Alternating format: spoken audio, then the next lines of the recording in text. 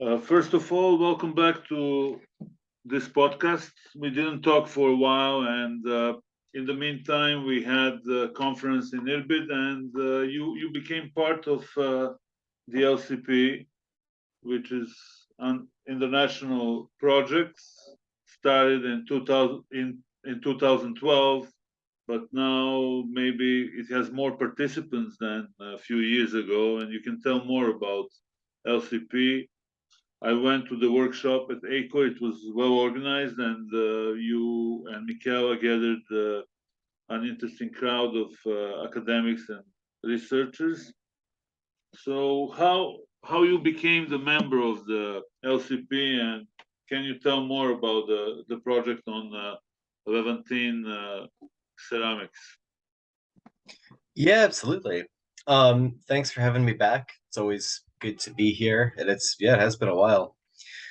Um, yeah, so like you said, the Levantine Ceramics project is sort of an interesting project. It's basically an online database of ceramics from across the Levant and also from areas that are sort of maybe not technically in the Levant, but related. So ceramics from Jordan, Israel, and Palestine, Syria, Lebanon, but also from Cyprus, from Turkey, from Egypt, basically all up there. And actually, Turkey and Egypt are surprisingly well represented considering it's the Levantine Ceramics Project. So I've been involved with it for a few years now. The project is sort of initially the brainchild of my colleague Andrea Berlin, but she has kind of since managed to turn this sort of from what began as a fairly small database into now an official ASOR publication that's actually affiliated with ASOR, the American Society of Overseas Research. And the way that I initially became involved was that Andrea and I had a fellowship at the same time where she had organized a couple of Levantine ceramics workshops that I went to. Um, and over time, I became, along with Michaela, who was there with us at the same time, the Jordan country editor. So Michaela and I are both the country editors for Jordan for the LCP database. So essentially, our role is basically to work with the ceramics from Jordan, both trying to edit and standardize the entries for all of those ceramics from excavations in Jordan, and also to try to increase participation from archaeologists working in Jordan.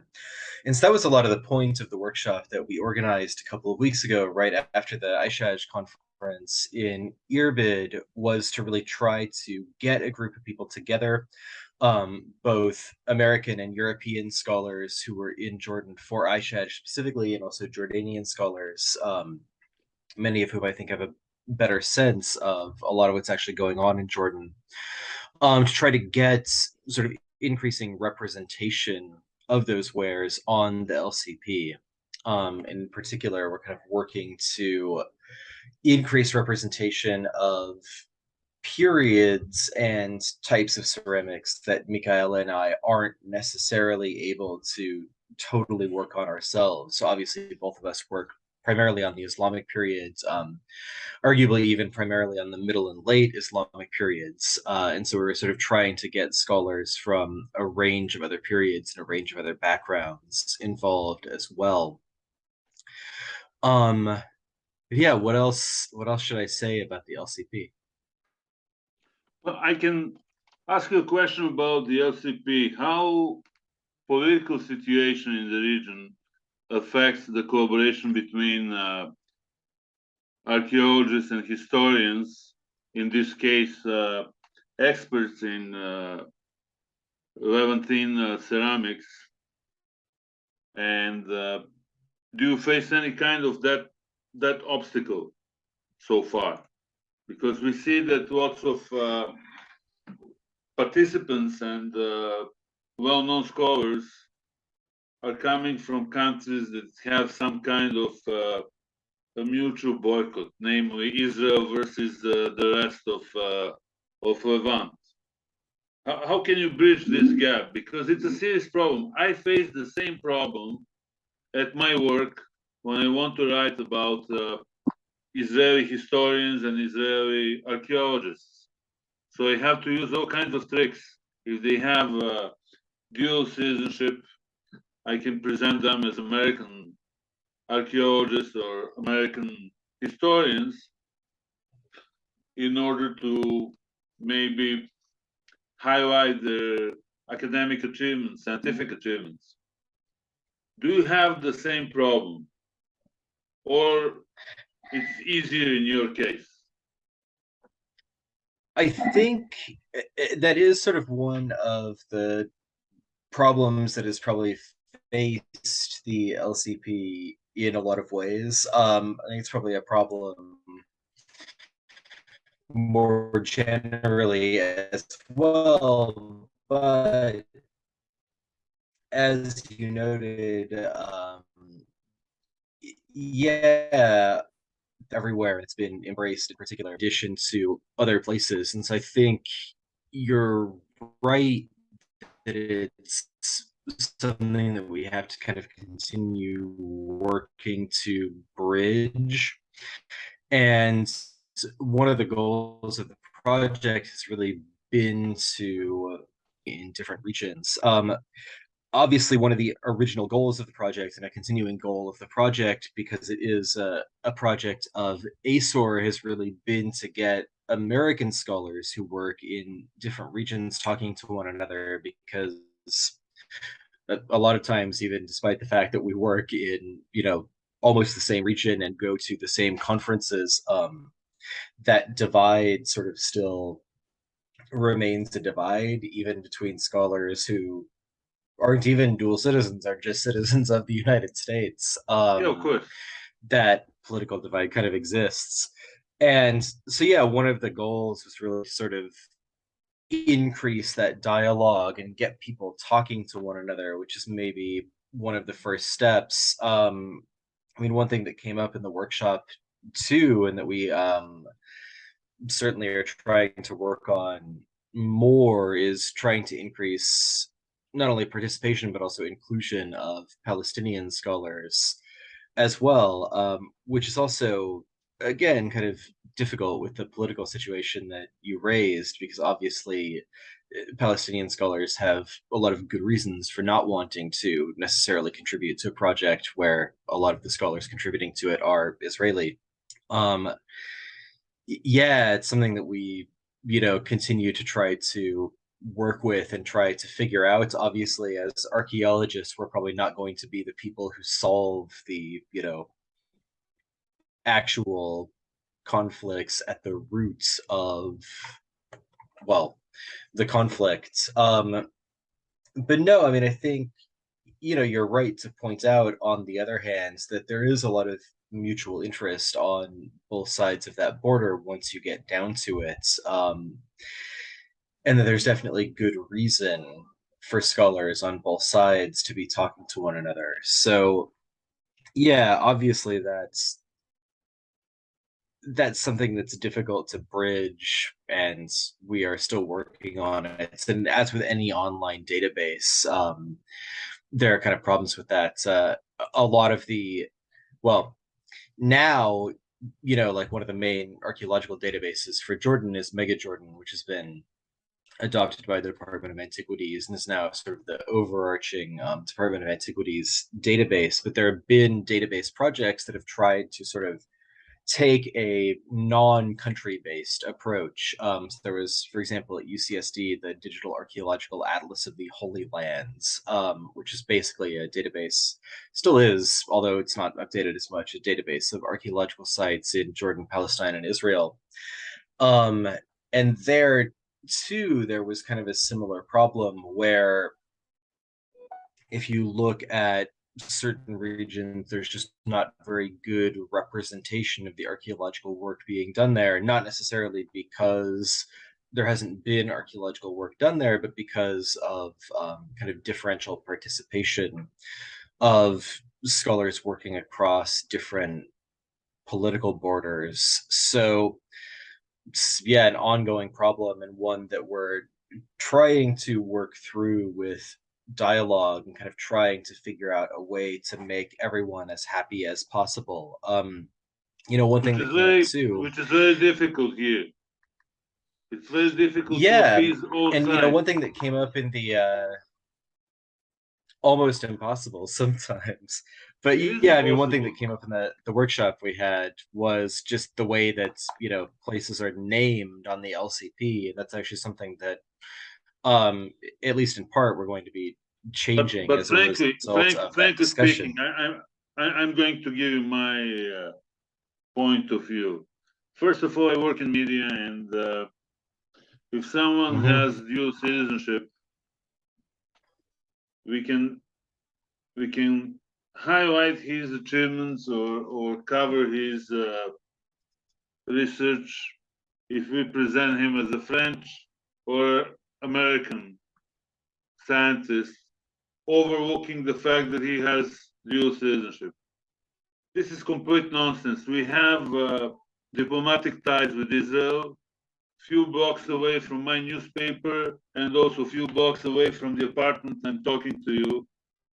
There's Israeli embassy. We have full diplomatic, political, military, intelligence ties with them.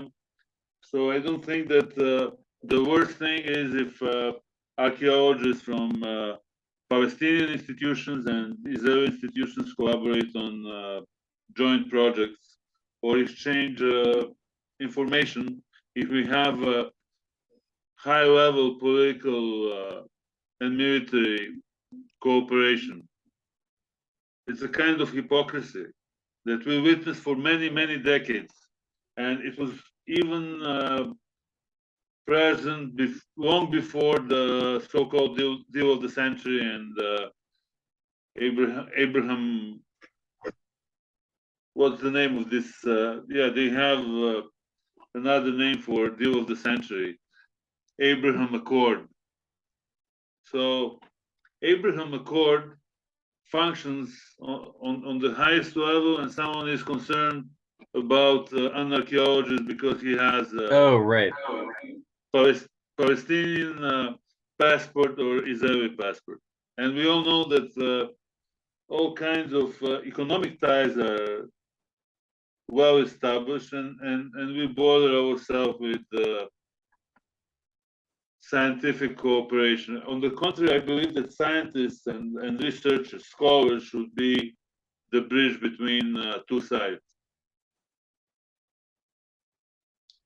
Yeah, and I think, well, I mean, on one hand, I certainly agree with you. I mean, definitely, I think that there's, well, obviously diplomatic ties have existed between Jordan and Israel for a very long time, and certainly, although those ties, sometimes get strained, I think you're right that it's sort of funny that there are diplomatic ties on the one hand, but that it's sort of harder to bridge those scholarly ties, and that scholars I'll should, give in you some one ways, be trying to example. bridge them. There's one example from '90s. The American delegation was traveling to Saudi Arabia, and lots of economic sharks and political representatives were going to Riyadh, and all of them were American Ashkenazims who were traveling to boost economic and political and maybe security ties between the US and Saudi Arabia, and no one bothered about that. If, for instance, an Arab citizen travels to the West Bank to see his cousins, he has to change his passport if he ever plans to go to Lebanon or Saudi Arabia. It's a pure hypocrisy, in my opinion, because you're allowing all kinds of decision makers to come freely to your state, and you're hosting them on the red carpet. At the same time, you are putting all kinds of restrictions to ordinary people to make their life more miserable and complicated. Anyway, we'll go back to the LCP. So I saw the list of contributors, and there are a lot of interesting scholars on the list. Did you have collaboration with archaeologists from the West Bank, let's say from Birzeit University. Um, Not that I'm aware of at the moment. Again, that's sort of something that's, we're trying to continue to work on.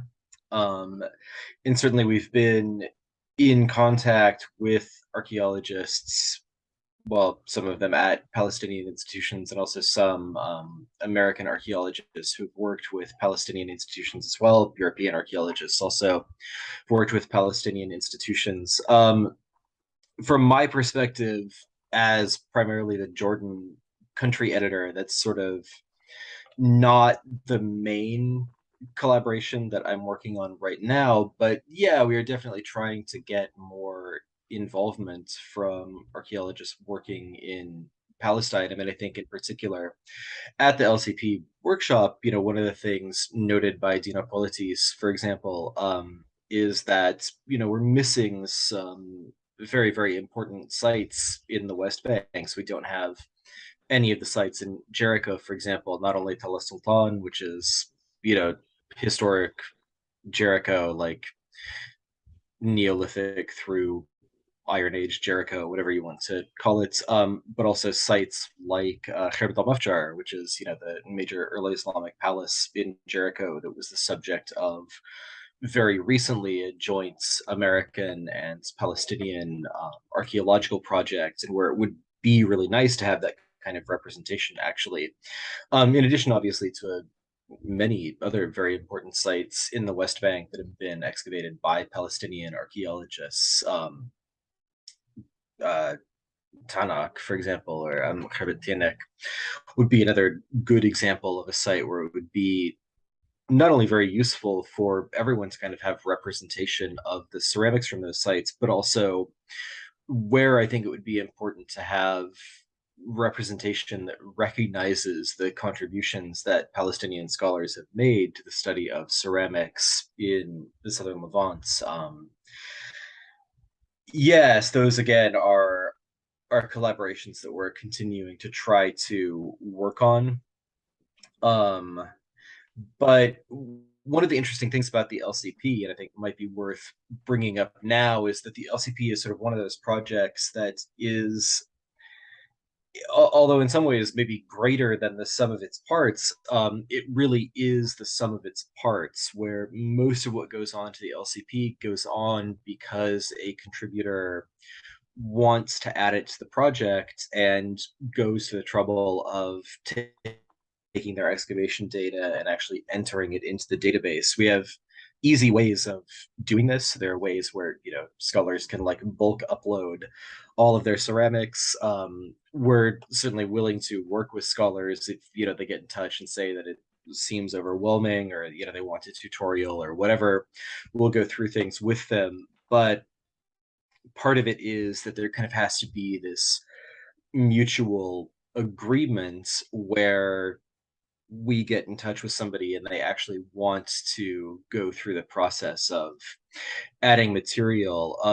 So yeah, well, we're, reaching out to a lot of people. Obviously, the not necessarily the interest, but I think, going back to our previous conversation, in some cases, there is some, I think, generally justified skepticism that sometimes has to be overcome, even as an ASOR project, as something with this official institutional backing.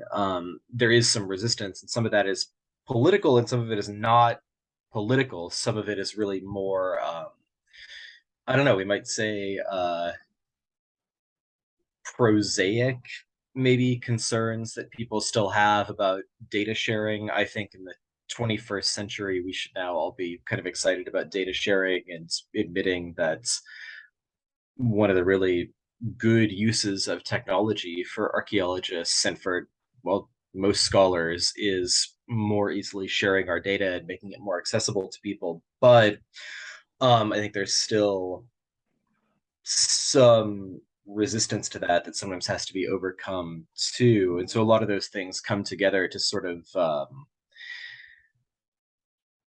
sometimes limit the number of contributions that we get for the LCP. So I think you said this before, like it's, gone from something that started as a very small project to something that's very big now, and I think increasing exponentially as more and more people start to use it.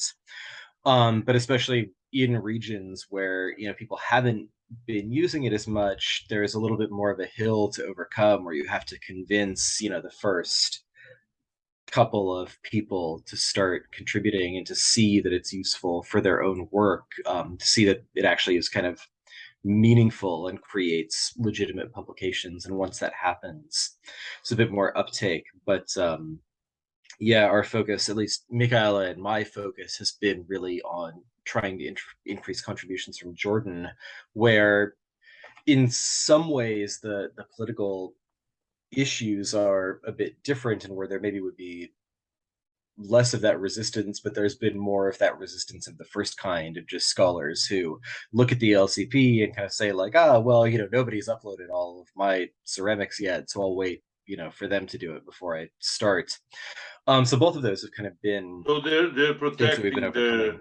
they're protecting a holy grail. This is kind of Yeah, holy grail thing.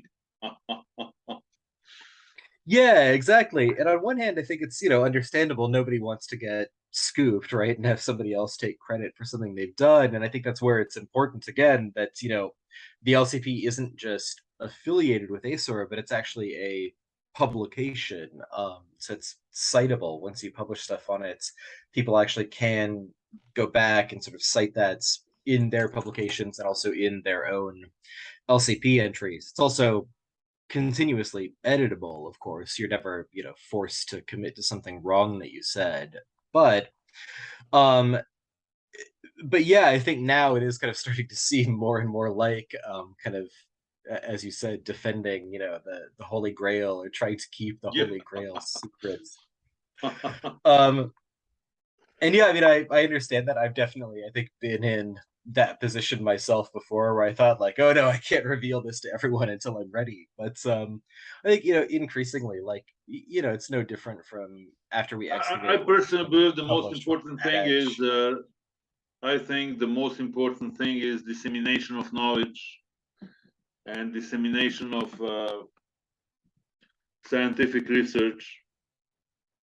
Yeah, Many times people take my articles, for instance, without using my byline, but I don't mind. Some of Jordanian, this is what happens with Jordanian media. They, especially Alba Laba. Alba Laba has a bad habit of stealing my articles, but not completely stealing, because they give the credit of the newspaper without announcing who's the author of the text.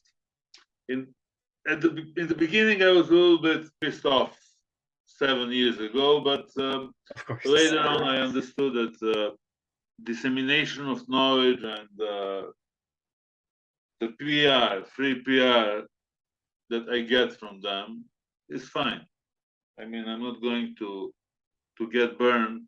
I'm not going to get burnt if they use my articles every one and then.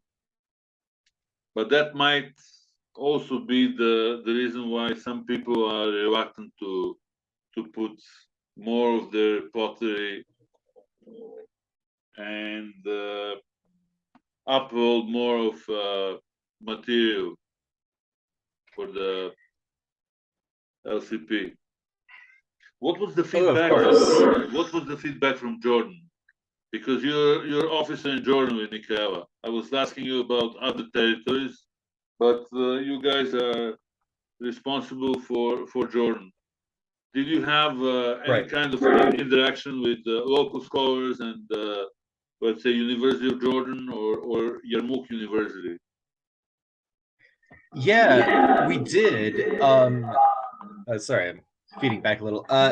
No, I think the reaction from Jordanian scholars at both the LCP workshop and then afterwards, has generally been positive, and I think that's something where, hopefully we'll kind of continue to make progress toward not only getting more pottery from Jordan on the LCP, but also sort of as I said before, getting more input from Jordanian scholars and more participation from Jordanian scholars who, again, tend to have the best sense of what's actually happening on the ground in Jordan. But yeah, at the workshop, we definitely had, I thought, a pretty good representation of scholars from Jordan there. Obviously, not all of them could stay the whole time. Everyone's busy and has other things to do, but especially during the parts where we were having discussions about how to increase, representation of these wares in the LCP, and also some of the political discussions, I think Jordanian scholars were fairly involved in that. We're still, talking to a number of them, but there is interest, even if participation has been a little bit slower in beginning those kinds of collaborations and starting to add pottery. Obviously, from my perspective, one of the things I'm most excited about is that Rima Shaor seemed interested in adding a lot of the pottery that she's been working on from Khan al Aqaba, which is a site where I would love to see more representation of the pottery on the LCP. Very important site, kind of relevant to a lot of stuff that I'm working on now. But also, yeah, there are a number of scholars that we've heard from since at Yarmouk University who work in northern Jordan as well, who have again expressed interest in getting started adding pottery to the LCP, in addition to the sort of honestly mostly American and European presence that we actually had in terms of the people who had already uploaded pottery at the workshop. And so I think that's a really exciting development and probably a really positive development. One thing we're continuing to work on, and we would certainly like to achieve too, is potentially getting participation from the Department of Antiquities as well, since there are so many Department of Antiquities projects, especially now as construction is increasing, some of which are only really ever published in Adage, and where it would be kind of nice to see a fuller representation of the pottery from those sites. Again, that's obviously a bigger discussion because, of course, once you start getting into that, you start getting into having to figure out basically how to ensure that those people are getting paid for their time, right? Because they're not academic archaeologists. But I think that would sort of be one of the next steps that we're really thinking about. And certainly there was representation from the DOA at the LCP workshop, but I think there is interest there as well. So yeah, these are all avenues that we're really very interested in. And I think right now, yeah, we're quite happy that there seem to be a lot of Jordanian archaeologists who actually see the value of the project and are kind of interested in not only adding the ceramics from their sites, which is one thing, but contributing to these discussions about how to define these ceramic wares, some of which are kind of broader regional discussions, and some of which really sort of originate in Jordan. I mean, one thing that we've been thinking about right now, for example, is the definition of Nabatean pottery wares, which obviously neither me nor Michaela is really a true expert in. But on the other hand, is certainly primarily a question of Jordanian archaeology, and one where contributions from Jordanian scholars would maybe be the most important, in addition, of course, to the people who've been working on it at European and American projects. But yeah, no, we're I think really happy with the degree to which there was a lot of interest from really everybody at the workshop, but in particular, the degree to which it seems like we actually are going to have some really quite accomplished Jordanian scholars contributing now. Of course. What I wanted to ask you also during today's conversation was your paper on Humayma. Mm-hmm. Unfortunately, your presentation was wait on the first day, and they had to come back to my newsroom. And in the meantime, I was intrigued to know more about the early Islamic finds and analysis of ceramics from Humayma. I went to Humayma in 2017 with Professor Olson from Canada. We spent the whole day searching the site. It's a huge site with lots of artifacts and standing buildings from the Roman periods, Nabatean periods, and later on Byzantine and Umayyad periods. Actually, Humayma is historically important because the Abbasid revolt started there. I'm telling this not to you because, of course, you're well versed about these details, but I'm addressing our viewers. Humayma is a place where the Abbasid revolution started, and the Umayyad dynasty was thrown after that from the power. And I guess your concern was ceramics from the early Islamic period. So you can Yeah. clarify these things, please. Yeah. So I've been involved with the Humayma project for a couple of years now. I'm mostly working on the ceramics from part of the site called F103 or Field F103. It was excavated quite a while ago, actually. The excavations took place from 1992 to 2002. So we're coming up on the 20th anniversary now of the end of those excavations. And I started talking with John Olson and also Barbara Reeves and Rebecca Foote, who had directed the excavations in 103 a couple of years ago, about working to bring the project to publication, or to bring specifically this area to publication.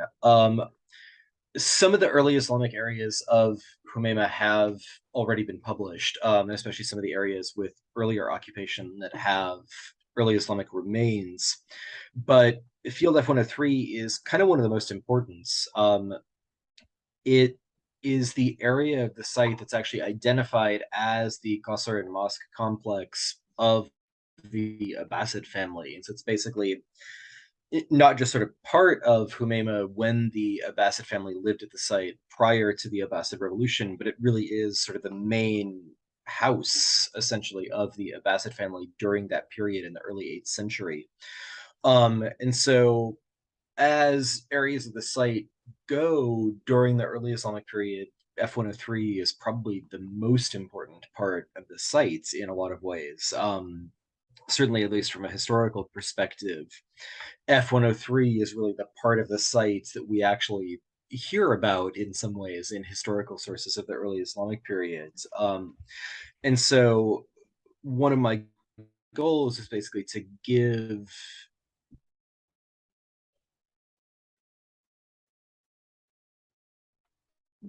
Yes. this a bit. A wide had already been done, but there were just some remaining things that needed to be done. And one of those big things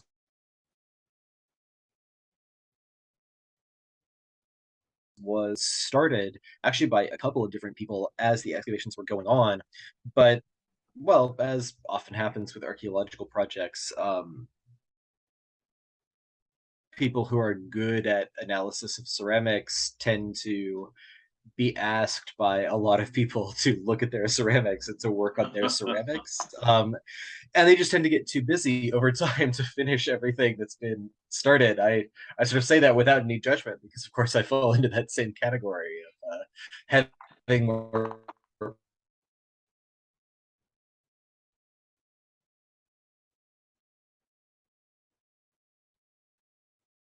projects and finish all of them. But this is a really important site. It really does, need to be published. And so I realized I was somebody who potentially had the ability to come in and do the work needed to actually do that. So last year, Actually during both the pandemic and during ACOR in Amman remodeling.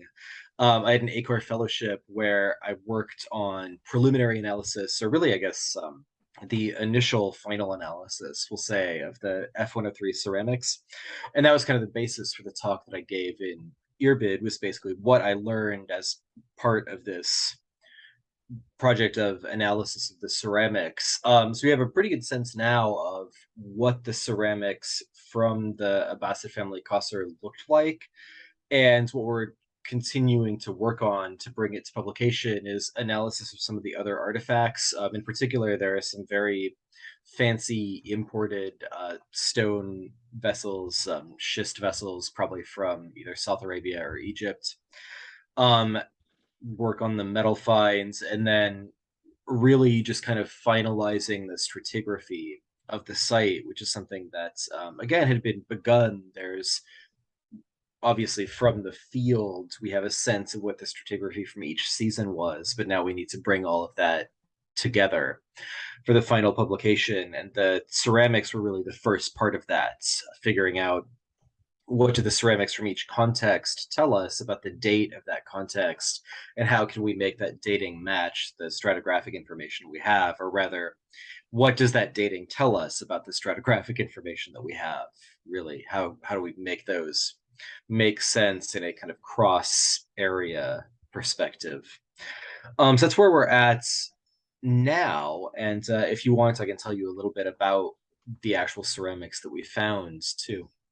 We can in maybe 2 minutes because it's going to interrupt. Right. In next minute and a half, we can maybe talk more about your seasons. When did you have a season? After, probably it was during the pandemic in 2021, if I can recall correctly. Yeah, so that's when I started working on the material was in 2021.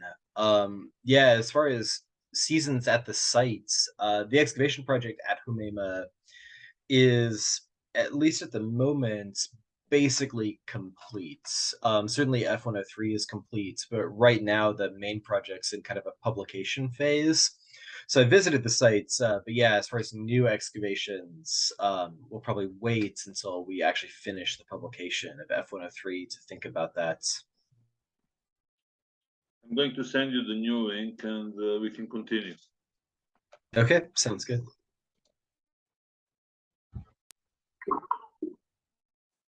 Here we go. So when you went to Humayma, did you work on your own, or you were part of a team, or how was everything there in 2021? Right.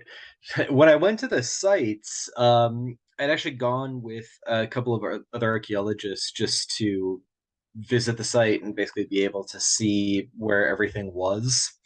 So in that case, I guess you'd say I was sort of alone. In terms of actually working on the material from the sites, I was working on it for the most part alone. So the the majority of the material from Field F103 has been stored at Acor basically since it was excavated, and so it's in the artifact storage. Obviously, some of the material also went to the Department of Antiquities, the complete objects mostly, but the majority of the sherds and also just the samples and things like that were stored at Acor. And so during my fellowship, I was mostly working through trying to analyze all of that, figure out what was there, and then kind of try to match that to the documentation, which actually was an interesting project in its own right that I'm still working on. The documentation obviously exists as a project, that ran from 1992 to 2002, is entirely on paper. So all of that has been scanned, and I'm working on digitizing that and putting it into a database. It's a little bit easier to work with than it is right now. But yeah, I've been collaborating obviously with John Olson. We've been in touch about a lot of the material, and with Rebecca Foote, who again directed the original excavations at the site. But as far as my actual work on the material, so far it's mostly been basically just me going back and working on this collection of legacy material that hasn't yet been analyzed. It's possible at some point in the future that we would go back and do a bit more work on the early Islamic part of Humayma, and obviously that would be in collaboration with other archaeologists. But yeah, for the moment, it's really kind of this publication phase where I'm in contact with the archaeologists who worked on the sites, but it's not yet a hugely collaborative effort. And probably for some of the material, we will end up bringing in other specialists who can sort of work on that material. In particular, there's some faunal material, basically some animal bone, that it would be nice to have somebody look at and get a sense of what animals were actually present and being eaten at the site. Um, but yeah, that's kind of the answer, I guess. Sort of been a lab-based project, we could say, and in that sense, one Hmm. where I'm mostly working on the material by myself. What are your plans about material from Humayma? Are you planning to work in 2023, or you're going to analyze the pottery from Humayma next year? What are your plans? Because you didn't dig in 2022. Well, I did, but not at Humayma. So, Okay. a new project at Herbal Balua also that's ongoing. We can talk about that maybe in a future episode.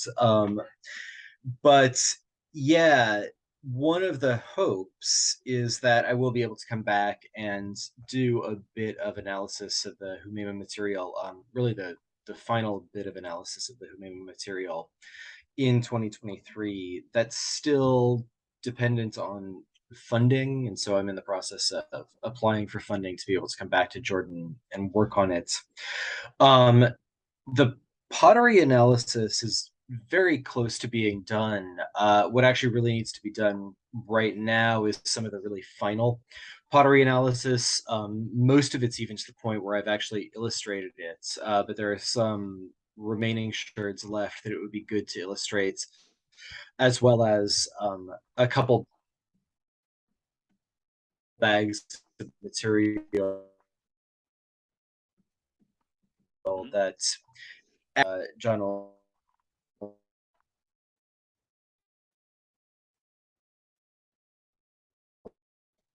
Olson and also rates and are now in the right place. So we've kind of sorted everything back to where it should be. So we'll look at that. As I mentioned, also there are some lingering categories of material I'd like to look at: the stone vessels, the metal finds that haven't been analyzed yet. So that's something that I would definitely like to work on next year. In the interim, I'm working on now combining the pottery analysis with the stratigraphic data that's part of converting all of those paper forms to a digital format and getting them into a database, is being able to integrate that with the results of the pottery analysis and kind of put everything together and see how those contexts are lining up in terms of the pottery from them. And so that's something that I'm working on, even not in Jordan, just with the data that's been collected, that we'll hopefully put together. So yeah, the plan at this point is basically to use that to begin drafting the first part of the final publication. That'll be, currently it's planned to be volume 5 in the Humayma excavation project series. We'll see what volume it actually comes out as. But yeah, we would begin that and then complete those remaining pieces of analysis that haven't been completed yet ideally next year is when I would like to do that. So yeah, hopefully I will be back in Jordan In next year. 2023. Yeah, ideally. Probably during the summer again, just because that's the easiest time.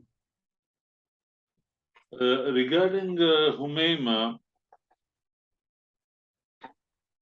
did you study Islamic mosques in Humayma, or you didn't, or it wasn't your maybe interest during seasons over there? Um, no, those have been studied. So yeah, you're right. In Field F-103, the biggest feature obviously is the Qasr, the large courtyard structure, Yeah, where the family actually lived. But yeah, next to that, the palace. there Yeah. are the yeah, next to the palace there are the two mosques, and those were excavated mostly in the earlier seasons. Actually, that was one of the primary interests of the project was getting a sense of those mosques. Um, it's it's actually a very interesting structure. So on one hand, one of the sort of interesting features of the mosques is that the Qibla direction is slightly off from what we would consider Yeah. the most accurate Qibla Yeah. directions. They don't point directly toward Mecca. Instead, they both point due south, which isn't unusual for the period. It's actually pretty common Yes. for mosques in Jordan of the 8th century and earlier than that to point south rather than strictly toward Mecca. But nonetheless, it's kind of interesting. And it's interesting that there's the earliest mosque, and then right next to it, another mosque with its own qibla that seems to have been constructed at a later date. One of the speculations that Rebecca Foote, who excavated the site to begin with, had was that there might have been a sort of gender division where the initial mosque was built by the family, and then a women's mosque was built next door, basically, so all members Mhm. of the family could worship in the same place. Yeah, but they were It's segregated, gender segregated, Yeah, it seems to according be to the that case. hypothesis. Yeah, and the other hypothesis is Yeah. that the first mosque went out of use, and then the second mosque might have been built at a later date, but basically following the same orientation of the original one, kind of probably just because it was already there and they could sort of see where the Qibla was, and then um, construct something a little bit bigger next to it potentially. Although it's not really much bigger. It's almost actually the same size as the Yeah. original mosque. So I think that kind of it would make me at least lean a little bit more toward the first theory that they might actually have been built fairly close in time, just to kind of have mosques for everybody in the same place. I So did look at the probably, so ceramic probably from that as well. the gender segregation hypothesis is accurate. I think it does make some sense. I mean, I think Rebecca, she wrote an article about it a while ago, actually now, where I think she makes a fairly reasonable argument that that seems to be the more compelling of the two explanations. One of the problems at the time was that, well, they didn't really have analysis of the ceramics, so they didn't know exactly how close in date they were to each other. One problem that I had after looking at that material, and I think a problem they recognized, is the ceramics from the mosque are not a lot. And so it's kind of difficult to use those for dating. So we're left in some ways with the stratigraphic evidence, which is a little bit ambiguous. We know that the Western mosque, essentially the later mosque, is later stratigraphically because of the way it's built into the earlier mosque. But stratigraphically, that doesn't necessarily tell us how late it is, and the construction really doesn't seem to be that different. So, yeah, I think a lot of that would sort of push me toward thinking that explanation might be more compelling. And there might be other explanations too. Maybe it's not gender segregation, maybe it's something else. But on the other hand, gender segregation would make sense, right? Because that is certainly a concern.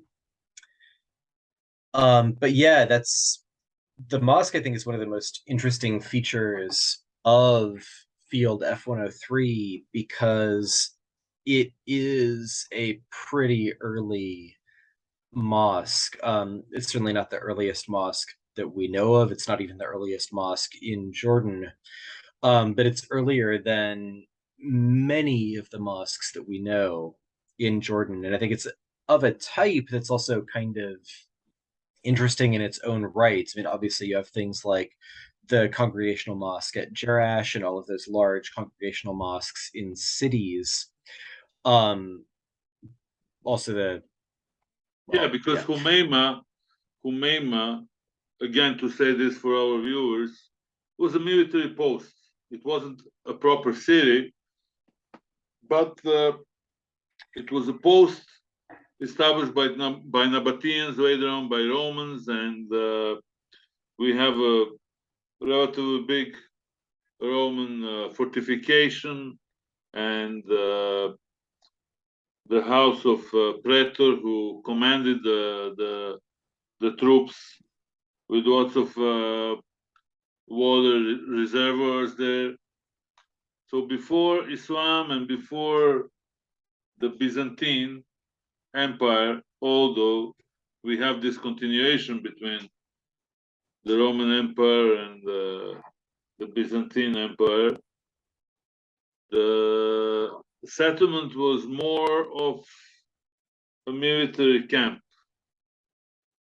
And of course, in Umayyad times, it was also a military camp.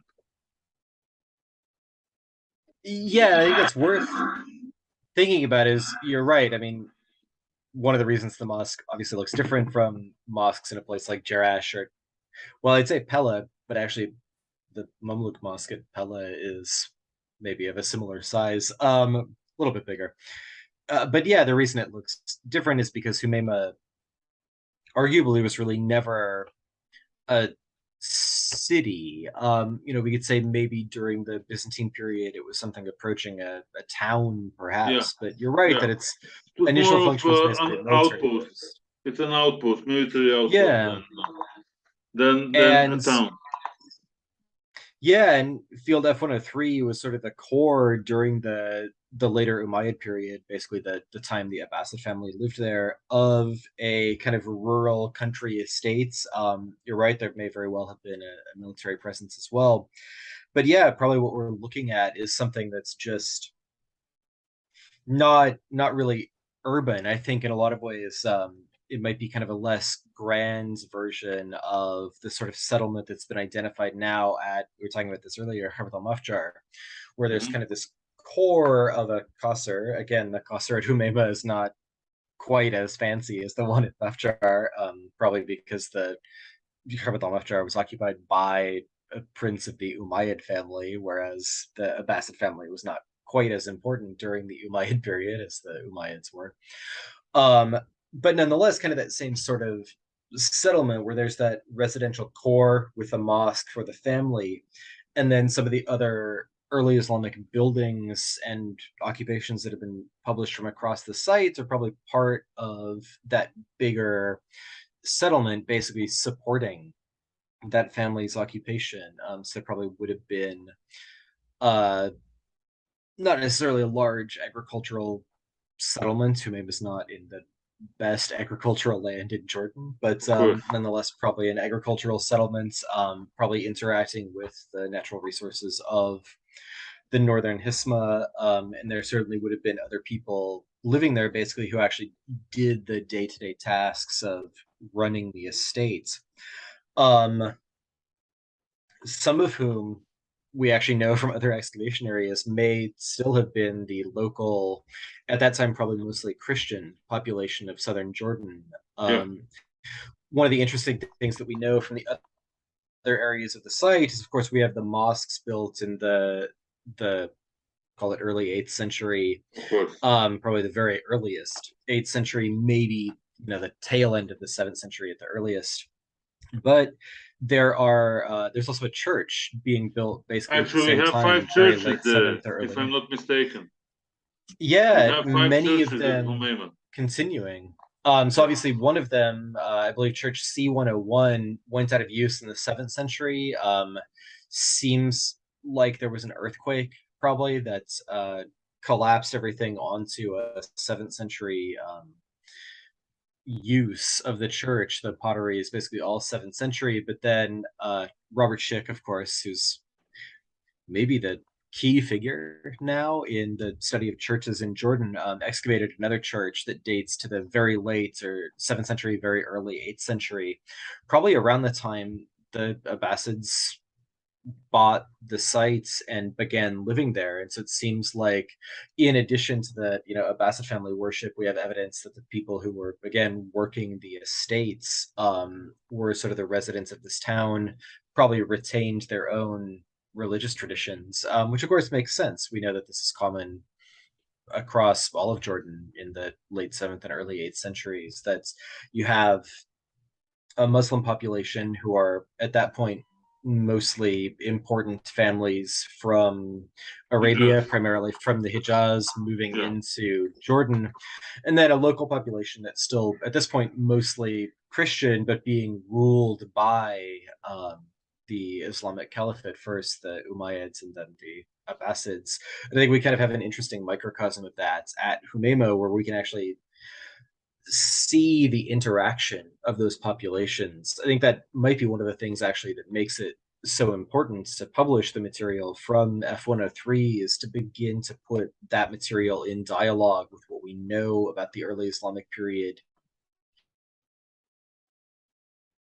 in the other parts of Humayma, and to start to reconstruct a picture of what that estate actually would have looked like, rather than just what the individual pieces of it would have looked like. And so that's also a goal of this publication, is to go back and integrate some of that previously published analysis, especially from Humayma Volume 2, which has a lot of early Islamic material, to put together a picture of how that estate actually worked, not just, the fancy things the Abbasid family had, but what was the economic sort of rationale of the site? Why is there an estate there, and what was it doing? Yeah, which I guess is kind of an interesting place to go from starting about a discussion of the Of mosque, but course. it brings Yeah. it up. Yeah.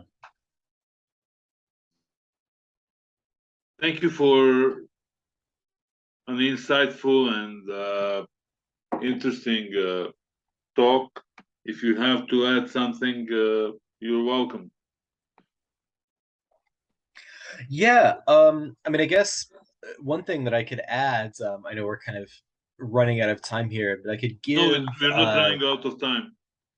oh, perfect. So In you're that case, perfect. I could kind of give You're perfect to and you're perfectly free to add whatever you want regarding your research in Humayma.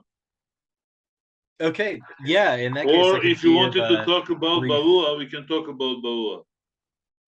oh, maybe too. Well, yeah, first let me give a brief summary maybe of what I presented at ICHAJ, basically the what we actually know about the early Islamic ceramics from Humayma, and we can go from there. I won't get into the nitty gritty details because they're well, both technical, and I could probably talk all day about all the ceramics we have from the site. Um, but there are some kind of interesting things that have started to come up as I go back through the analysis of the ceramics and actually start to look at the ceramics that we have. Um, One thing that's actually kind of interesting about the F103 ceramics is that the occupation that in many ways is most interesting is the early 8th century occupation when the Abbasid family lived at the site. And that actually doesn't seem to be the best represented occupation as far as the ceramics, which is sort of interesting in that it tells us that um, when they left the site, basically to again, begin the revolution and eventually move the capital of the Islamic Empire to Iraq, they might have taken some things with them, maybe a lot of the things that they had that were still complete. But we do get some sort of sense of the ceramic repertoire at the site during that period. It's kind of an interesting mixture of ceramics that were produced in Aqaba, relatively typical Aqaba styles that begin in the late Byzantine period, really in the 6th century, but continue into the 7th and 8th centuries. Um, and some surprisingly northern styles. Maybe not too surprising in the sense that we know Humayma was connected to regional trade. It was probably an important center of regional trade. Um, but nonetheless, some of them coming from northern Jordan and also from the region around Jerusalem. So it's kind of ceramic. It's usually called fine Byzantine ware, which is, again, sort of misleading in that it's really more typical of the early Islamic periods. But we get a bit of that at Humayma as well. So it kind of tells us that during that period that the Abbasids are living there are these connections both south and north, and that Humayma may have functioned as kind of a node of that south to north trade. As we get into the later 8th century, there's a really, really high representation of a type of ceramic that Don Whitcomb identified at Aqaba called, well, he called it Maheshware. Um, and that is raising some questions that we don't yet have an answer to at Humayma. Whitcomb called it aware of the early Abbasid period, basically proposing that it first started to be produced in 750. But we do start to see that in context where it's kind of mixed with these earlier ceramic wares. And so one question this is kind of raising is where exactly in the 8th century production of Maheshware really began.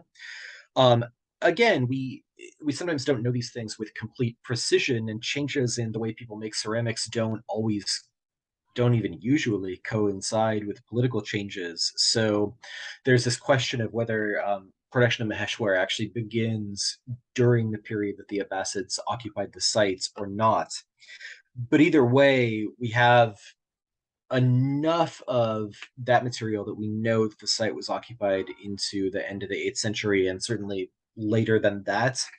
And that probably takes us forward, although not strictly Maheshwar, but like that style of ceramic continues to be produced for a while, and we do see some stylistic changes from kind of the earlier forms that seem to be deriving from those early 8th century forms into later forms that are more typical of the Abbasid period. One really surprising thing, and this is just because this ware tends to be quite rare in Jordan. I don't even know that it's found in other parts of Humayma, actually, is that there's a fair representation of a turquoise glazed or blue glazed pottery that was produced in southern Iraq at Humayma. It's been found mostly in kind of later early Islamic contexts in Aqaba, kind of 9th, 10th century, in that range. Probably dates to a similar period at Humayma. But one kind of interesting thing that tells us is that shows up in really, really limited quantities in some sites farther to the north, very, very rarely.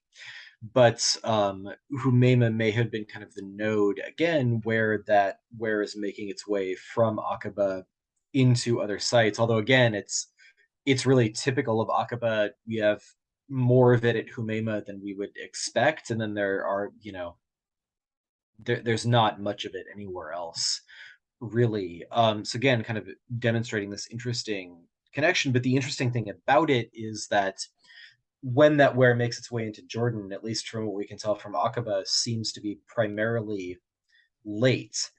Excuse me. Seems to be primarily after the early 8th century. And so that's telling us that even after the Abbasid family left the site, Humayma seems to have remained a center of regional trade and administration that continued to be important. And the last really interesting thing that we found, right after the excavations, one of the interpretations that the original excavators had at the site was that there was this later occupation phase that they dated to the Ottoman period. And looking at a lot of that pottery, we now have some better comparisons for some of that material coming from stratified contexts, and also taking a closer look at it and really thinking about the form and decoration. It looks a bit like the handmade wares that are typical of the Middle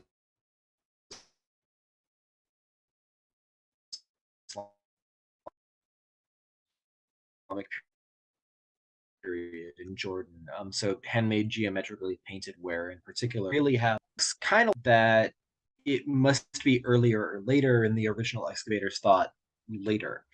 Now that we have more material, so for example, from Piotr Makowski's work at Irbid al-Dari, near Wadi al-Hassa, also from Mikhail Sinibaldi's work in Petra, um, the pottery that we have at Humayma that was initially dated later actually seems to be earlier. A lot of it probably dating to the Fatimid period, the 10th and 11th centuries.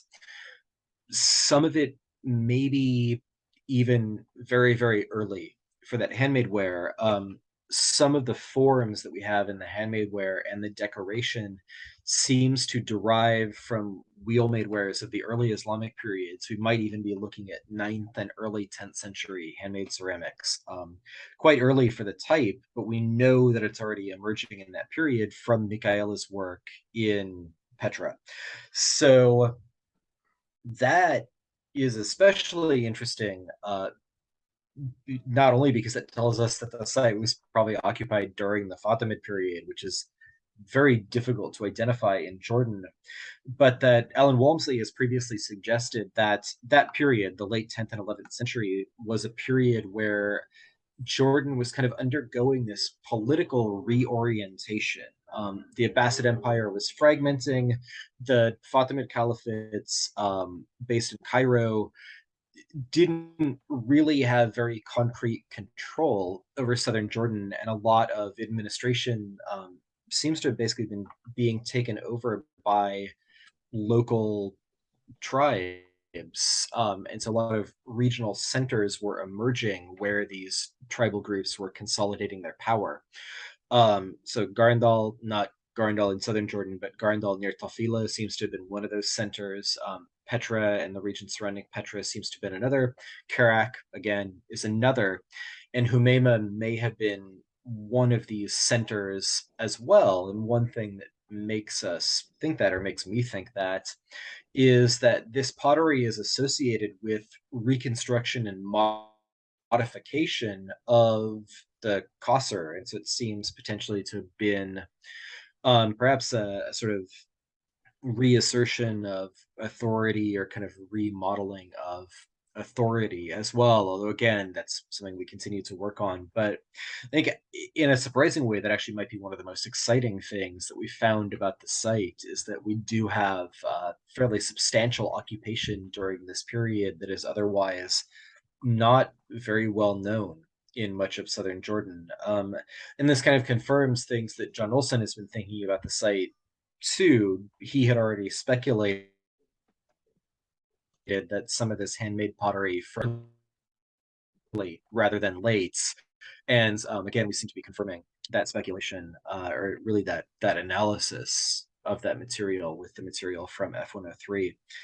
So that's kind of where we're at right now, and obviously we'll be solidifying some of those conclusions with the stratigraphic data as we continue to work through that. And I guess we Yeah, we have should. like 7 minutes left in the meeting. Of But course. Listen, we can talk about Balua anytime you're free. Maybe in coming days. What do you think? yeah, definitely. Yeah, I think that would be exciting. Certainly there's a lot to say about Of course, Beluics you're too. not going Obviously, to very wrap it up preliminary. in 7 minutes. No, probably not. But yeah, we can work out another time, definitely. We can work out very soon, maybe in a few days. I don't know what's your Yeah. schedule, but I'm normally free on Thursdays and Fridays, of course, before 6 p.m. and after 11 in the evening. I'm also free, so we can rearrange this and we'll talk about Balu. I'm happy that you have a couple of projects running at the same time. Yeah, me too. In It's a lot, but Yes, it's good. of course, you're even more you're happier than me, Annie, regarding this. But Probably so. yeah, of course. But I'm looking forward to seeing you in Jordan, and I'm going to talk about Baul with you in coming days Yeah, that because sounds great. it seems like an interesting project. I didn't write anything about Baul, and I think we have enough material, enough evidence, and research to start series of articles about that site. Yeah, very probably. I think so. And obviously that project is ongoing, so there'll Of just be course. more of it in the coming years. Now we have to maybe focus more on new sites instead of recycling already known information about well-known well-known locations and projects. So thank you so much for Yeah. your participation, and see you very soon. Yeah, thank you for having me again, and I will definitely see you soon. All the best. All the best to you too.